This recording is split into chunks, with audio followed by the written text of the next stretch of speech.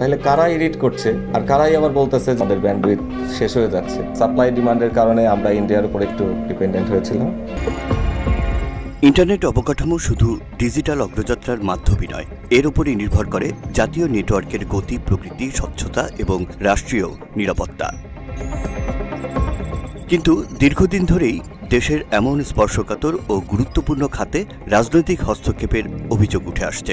সক্ষমতা থাকা সত্ত্বেও কিংবা রাষ্ট্রীয় প্রতিষ্ঠানগুলোকে আরও শক্তিশালী করার বদলে গুটিকয় ব্যক্তি বা গোষ্ঠীর লুটপাটের পথ সুগম করতে প্রযুক্তিকে ব্যবহার করা হয়েছে আছে এমন অভিযোগও।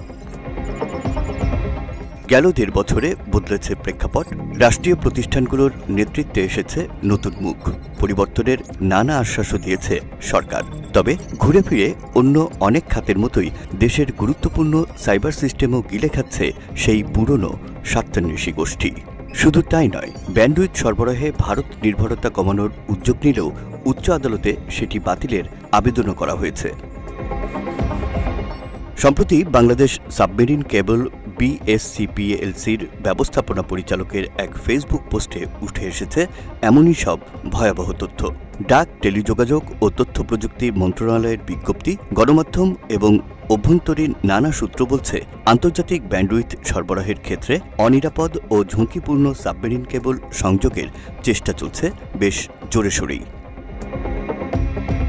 18 অক্টোবরের সেই প্রেস বিজ্ঞপ্তিতে বলা হয়েছে, BSCPLCর মাধ্যমে ট্রাস্টেড ও আন্তর্জাতিক মানের কানেক্টিভিটির জন্য পর্যাপ্ত ব্যান্ডউইথ সরবরাহের সক্ষমতা থাকা সত্ত্বেও বেসরকারি উদ্যোগে আনট্রাস্টেড এবং ঝুঁকিপূর্ণ সাবমেরিন কেবল সংযোগের চেষ্টা চলছে।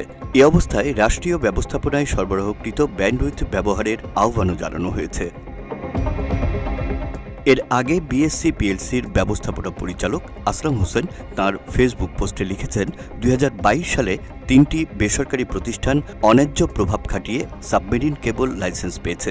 অযোগ্য হওয়া সত্ত্বেও লাইসেন্স পাইয়ে দিতে একাধিকবার পরিবর্তন করা হয়েছে লাইসেন্সিং গাইডলাইনের গুরুত্বপূর্ণ ধারাও। সেই ধারায় বলা হয়েছিল, সর্বোচ্চ স্কোরপ্রাপ্ত প্রতিষ্ঠানকেই দেয়া হবে লাইসেন্স। তবে নিয়ম পাল্টে 3টি প্রতিষ্ঠানকে লাইসেন্স দেওয়ার সুযোগ তৈরি করা হয়েছে।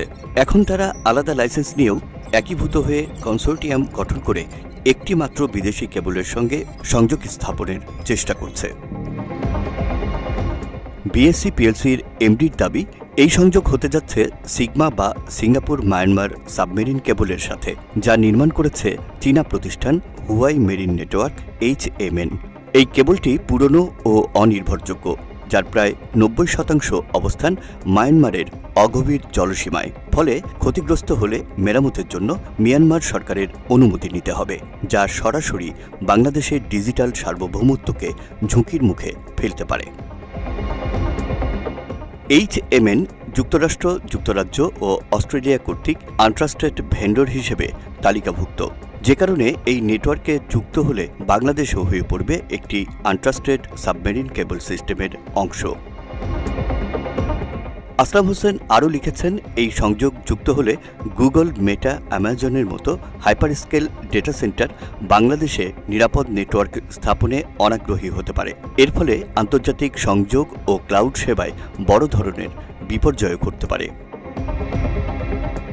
দেশে যেভাবে সাইবার হামলার ঝুঁকি বাড়ছে, তাতে অনির্ভরযোগ্য এ ধরনের সংযোগ যুক্ত হওয়া মানে জাতীয় নিরাপত্তা ও অর্থনীতিকে একসঙ্গে ঝুঁকির মুখে ফেলা বলেও মনে করেন তিনি। এদিকে লাইসেন্সপ্রাপ্ত 3 প্রতিষ্ঠান সামিট কমিউনিকেশনস, মেটাকোর ও সিডিনেট এরই মধ্যে প্রচার তৎপরতা জোরদার করেছে। বিভিন্ন সূত্র বলছে, বিভ্রান্তিকর তথ্য ও প্রভাব খাটিয়ে তারা দ্রুত প্রকল্প অনুমোদনের চেষ্টা করছে। শুধু তাই নয়, সিডিনেট কমিউনিকেশনস লিমিটেডের একটি অভ্যন্তরীণ সভার সিদ্ধান্ত থেকে জানা যায়, সরকারের অনাপত্তি ছাড়াই অক্টোবরের মাঝামাঝি সময় থেকে কেবল শিপে কেবল লোড করাও শুরু করেছে তারা। লাইসেন্সিং অথরিটি BTRCও জানায়, কেবল লেইংয়ের জন্য এখনও অনুমতি দেওয়া হয়নি তাদের। এরপর ওনারা যেটা চেয়েছেন সেটা হচ্ছে পারমিশন চেয়েছেন ইয়ে করার জন্য, ওই যে লে করার জন্য, কেবল লে করার জন্য। কেবল লে করার জন্য একটা বিদেশি শিপ আসবে, আমাদের দেশের টেরিটরিতে আসবে। এটার জন্য কনসার্ন অথরিটিদের কাছ থেকে ক্লিয়ারেন্স লাগে। আমরা সেখানে ক্লিয়ারেন্সের জন্য পাঠিয়েছি। সেই ক্লিয়ারেন্স এখনো আসে না। এই ক্লিয়ারেন্স আসলে আপনারা করবেন, না করলে আসবেন করবেন না। কেবল লে করার জন্য ওই যে বললাম লে করার জন্য পারমিশন লাগে, ওই পারমিশন ওনারা পেয়েছেন বলে আমার নলেজে নাই।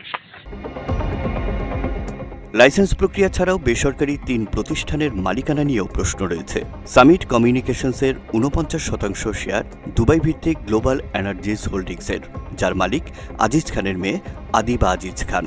বিদ্যুৎ সহ নানা খাতে দুর্নীতি ও অর্থ পাচারের অভিযোগ থাকলেও হাসিনা সরকারের পৃষ্ঠপোষকতায় পার পেয়ে গেছেন তিনি, এমন অভিযোগও রয়েছে। অন্যদিকে মেটাকোরের মূল মালিক লেভেল 3, যার বিরুদ্ধে ব্যান্ডউইথ চোরাচালানের অভিযোগে বিটিআরসি জরিমানা করেছিল 10 কোটি টাকা। তাদের 20% শেয়ার ভেলোসিটি নেটওয়ার্কস, 30% আম্বারাইটির সিইও আমিনুল হাকিমের এবং অংশীদার হিসেবে রয়েছেন সাবেক সেনাপ্রধান আবু বেলাল মোহাম্মদ শফিউল হক। সিডিনেটের মালিকানাযুক্ত স্ট্র্যাটেজিক ফিন্যান্স ও জারান অফ ডক লিমিটেডের সাথে, যেখানে রয়েছেন আওয়ামী লীগ আমলে দুর্নীতির বরপুত্র খ্যাত চৌধুরী নাফিস শরাফত ও ইস্টার্ন ব্যাংকের চেয়ারম্যান শওকত আলী। বিএফআইইউ জানায় শওকত আলী পরিবারের অ্যাকাউন্টে 8,000 কোটি টাকার সন্দেহজনক লেনদেনের তথ্য পাওয়া গেছে। অর্থাৎ অনিয়ম দুর্নীতির বাইরেও এই 3 প্রতিষ্ঠানের সাথে পতিত সরকারের ঘনিষ্ঠ সম্পর্ক বারবার প্রমাণিত। রাষ্ট্রীয় সক্ষমতা থাকা সত্ত্বেও এই 3 প্রতিষ্ঠানকেই নতুন করে সাবমেরিন কেবলের মতো সংবেদনশীল খাতে যুক্ত করা কতটা যৌক্তিক, সেই প্রশ্ন ছিল বিটিআরসির চেয়ারম্যানের কাছে। এই জিনিসগুলো বাইরে হাইলাইট করার জন্য তো আপনারাও আছেন, লেট আস ওয়ার্ক টুগেদার। আপনারাও বের করেন, পয়েন্ট আউট, আমাদেরকে হেল্প করেন, পয়েন্ট আউট, সেখানে করুন।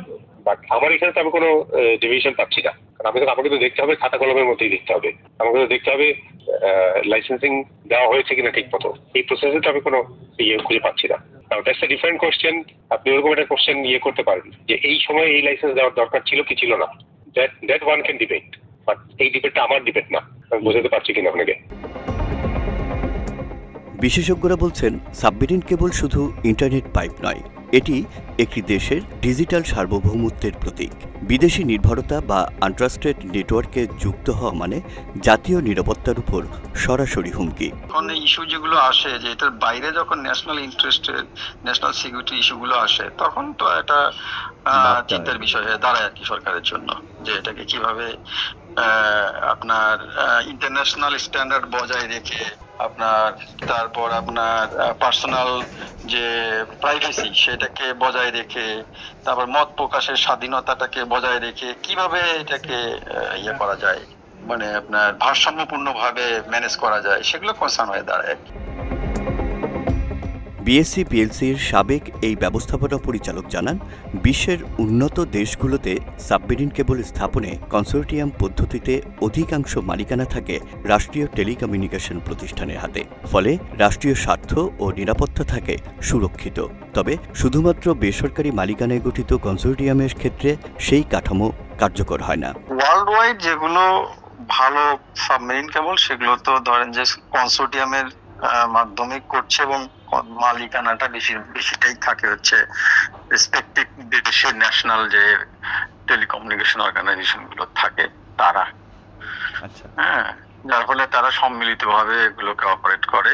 ওন যদি প্রাইভেটলি ওন যদি কোনো সাবমেরিন কেবল থাকে, তাহলে সেখানে আসলে কনসোর্টিয়ামের যে ফ্রেমওয়ার্ক, সেই ফ্রেমওয়ার্ক তো ওখানে আসলে মানে একইভাবে কাজ করার কথা না। সেক্ষেত্রে যে কনসার্ন গুলো আসছে, সেই কনসার্ন গুলো আসলে মানে করার মতো না, ফেলে দেওয়ার মতো না। কারণ রাষ্ট্রীয় কোম্পানি তো রাষ্ট্রের স্বার্থটাই আগে দেখবে, তারপরে অন্য কিছু। কিন্তু প্রাইভেটলি ওন কোনো জিনিস কাউকে যখন আনবেন, তখন সেই রাষ্ট্রের স্বার্থের সাথে কম্প্রোমাইজ করবে তার প্রফিটের ইস্যুটাকে মিলায়। তিনি আরও বলেন, দেশের বর্তমান ব্যান্ডউইথ চাহিদা পূরণে বিএসসি পিএলসি পুরোপুরি সক্ষম। বিকল্প সংযোগ ব্যবস্থাও রয়েছে পর্যাপ্ত পরিমাণে। তাই নতুন করে বেসরকারি প্রতিষ্ঠানকে লাইসেন্স দেওয়ার যৌক্তিকতা নিয়েও প্রশ্ন তোলেন তিনি। সমাধান আসলে প্রয়োজন আছে কিনা সেটা দেখা দরকার।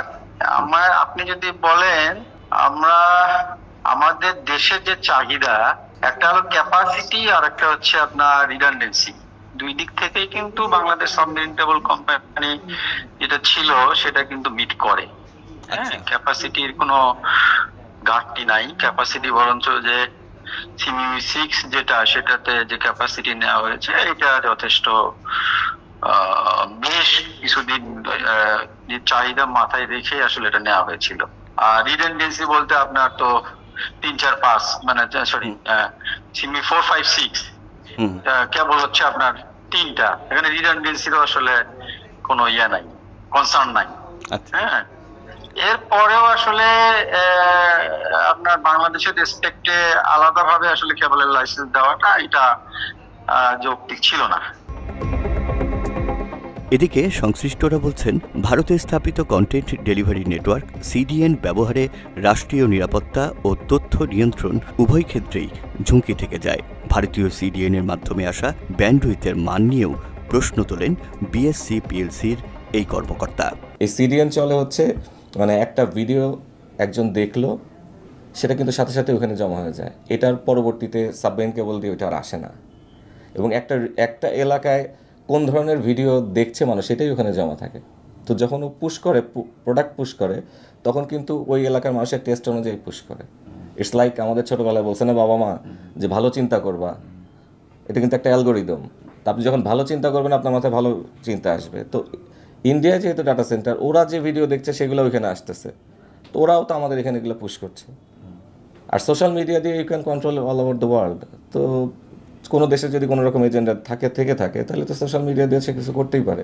যে প্রোডাক্টটা হচ্ছে সিডিএন প্রোডাক্ট, যেটা কিন্তু এই সাবমেরিনের সাথে ওই প্রোডাক্টটা টোটালি ডিফারেন্ট।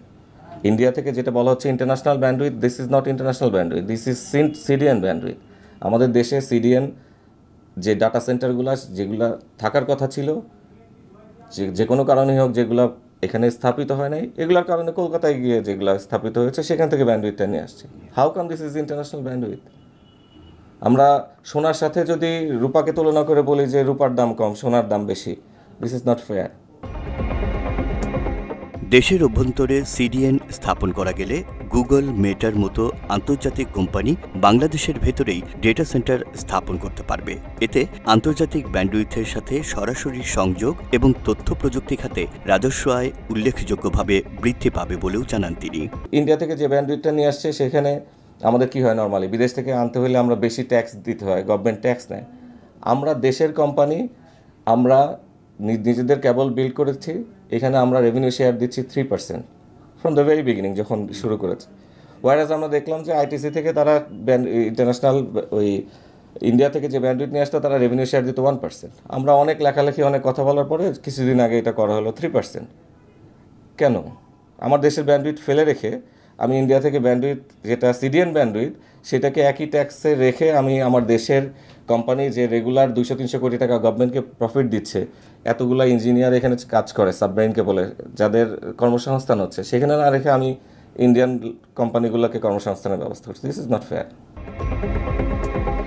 সাবমেরিন কেবল প্রযুক্তিতে সবশেষ উদ্ভাবন ও আন্তর্জাতিক মান বজায় রেখে বাংলাদেশ সাবমেরিন কেবল পিএলসি এরই মধ্যে দেশের চাহিদা পূরণে যথেষ্ট সক্ষম উল্লেখ করে সাবমেরিন সাইবার সিস্টেম ও সামাজিক যোগাযোগ মাধ্যম নিয়ন্ত্রণের ক্ষেত্রে দেশে সিডিএন স্থাপন রাষ্ট্রীয় নিরাপত্তার জন্য অত্যন্ত জরুরি বলেও মন্তব্য করেন বাংলাদেশ সাবমেরিন কেবল পিএলসির মার্কেটিং বিভাগের এই কর্মকর্তা।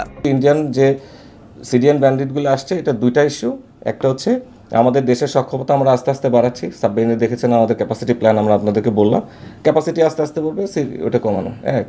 2 নম্বর হচ্ছে যে কোনোভাবেই হোক সিডিএনগুলোকে বাংলাদেশে আসতে হবে, তাদেরকে আনার জন্য ব্যবস্থা গ্রহণ করতে হবে। তার কারণ এই সিডিএনগুলো আপনারা যেটা দেখেন, আমরা ওখানে প্রায় $50 মিলিয়ন ওদের কাছ থেকে আমরা ইম্পোর্ট করার নামে টাকাগুলো দিচ্ছি। বিজনেস শুধু এটা না, এই সিডিএনগুলো কিন্তু কেউ ডেটা বিক্রি করে না, তারা বিক্রি করে হচ্ছে তাদের অ্যাডভার্টাইজমেন্ট। তো এখানে ইন্ডিয়াতে যেহেতু হোস্ট হচ্ছে, ওরা ইন্ডিয়াতে পে করছে, ইন্ডিয়ান গভর্নমেন্ট ট্যাক্স পাচ্ছে। যতক্ষণ পর্যন্ত আমরা এটা বাংলাদেশে না আনতে পারবো ততক্ষণ পর্যন্ত তো আমরা আমাদের গভর্নমেন্টের ট্যাক্স বেনিফিট থেকে হারায় যাবে। আমাদের প্রস্তাব হচ্ছে যে স্টারলিংকে যেভাবে করে গভর্নমেন্ট যেভাবে করে দেশের প্রয়োজনে নিয়ে আসছে, এই গুগল, ফেসবুক, এদের সাথে আমাদের স্টেট লেভেলে ওদের সাথে আলাপ আলোচনা করা দরকার যে আপনারা কি হলে বাংলাদেশে আসবেন। বিএসসি পিএলসির হিসাব অনুযায়ী তাদের 3টি সাবমেরিন কেবল বাংলাদেশের বর্তমান ও আগামী ব্যান্ডউইথ চাহিদা অনায়াসেই পূরণ করতে সক্ষম। আন্তর্জাতিক গবেষণা প্রতিষ্ঠান টেলিজিওগ্রাফির 2025 সালের প্রতিবেদনে বলা হয়েছে 2027 সাল নাগাদ বাংলাদেশের ব্যান্ডউইথ চাহিদা 14,800 GBps, যা বিএসসি পিএলসির সক্ষমতার মধ্যেই রয়েছে। সাবমেরিন কেবল, ডেটা, ব্যান্ডউইথ কিংবা সাইবার সিস্টেম কেবল প্রযুক্তিগত কোনো গল্প নয়, এসবই একটি দেশের নিরাপত্তা, সার্বভৌমত্ব ও ভবিষ্যৎ প্রজন্মের স্বাধীনতার প্রশ্নও বটে। তাই সাবমেরিন কেবল সংযোগও কেবলমাত্র প্রযুক্তিগত সিদ্ধান্ত নয়, এক অর্থে রাষ্ট্রীয় নিরাপত্তার চূড়ান্ত সীমারেখা, যা নির্ধারণ কিংবা নিয়ন্ত্রণ করতে পারে দেশের স্থিতিশীলতা, প্রোপাগান্ডা এবং রাজনৈতিক পরিস্থিতিও।